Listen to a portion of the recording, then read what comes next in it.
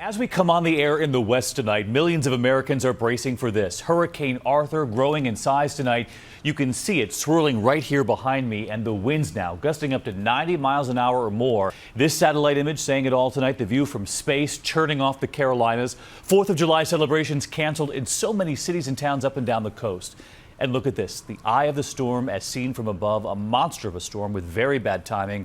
And there's something else. The team at NOAA reminding us at least 3 storms, 1996, 2002, and now 2014, all named Arthur, all taking aim at North Carolina.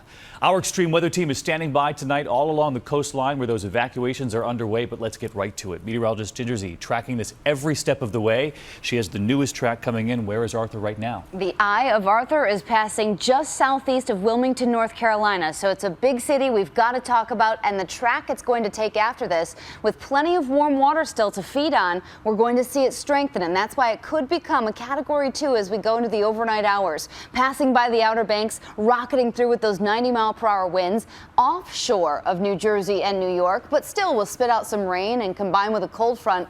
I wanted to point out, too, Massachusetts, because part of the Cape and Nantucket will have tropical storm warnings, already do. Now, drier air will be filtering in behind this cold front, and that's going to help sweep that storm away, but not before it hits with those high winds overnight. Nearly 5 inches of rain. We've already seen tornado warnings, and we take it hour by hour here so you can plan your 4th of July. Look at Long Island covered in rain by Friday, and by Boston, 10 p.m., still plenty of rain up through New England, plus those 40-mile-per-hour winds, or better, a much nicer weekend ahead. The tropical storm warnings and, of course, the hurricane warnings anywhere from Myrtle Beach to Virginia Beach tonight. All right, we are forewarned, Ginger. Thank you. And as Ginger points out, Hurricane Arthur churning off the coast of Wilmington, North Carolina at this very moment.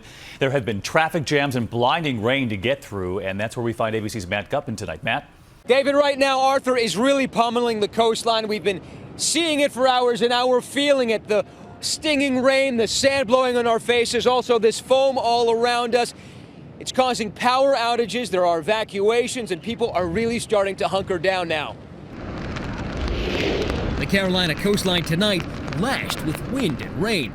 Watch as Arthur's storm clouds pour into Wrightsville Beach, North Carolina, whipping those red flags. The midday sky blackened, and 35 miles out to sea, swells as tall as 2-story buildings. 18, 20 foot right there. It's a mountain of water. Sand kicked up on the shores. We drove across much of North Carolina today, the rain sometimes blinding, seeing cars spun out and crashed on highways, the roads inland clogged with cars heading away from the coast. This line stretches for miles down the road. We're just starting to see it. People driving away from the coast, and traffic already is pretty bad.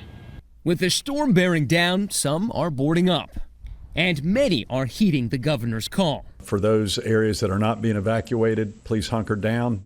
David, all this wind and the rain and the waves have kicked up all of this sea foam. It looks like sand, but it's actually just foam. Now, over the past couple of hours, we have watched the ocean devour this beach, and it's just going to get worse. 4 inches of rain forecast for this area. We could see some storm surge, and all of this is happening during high tide.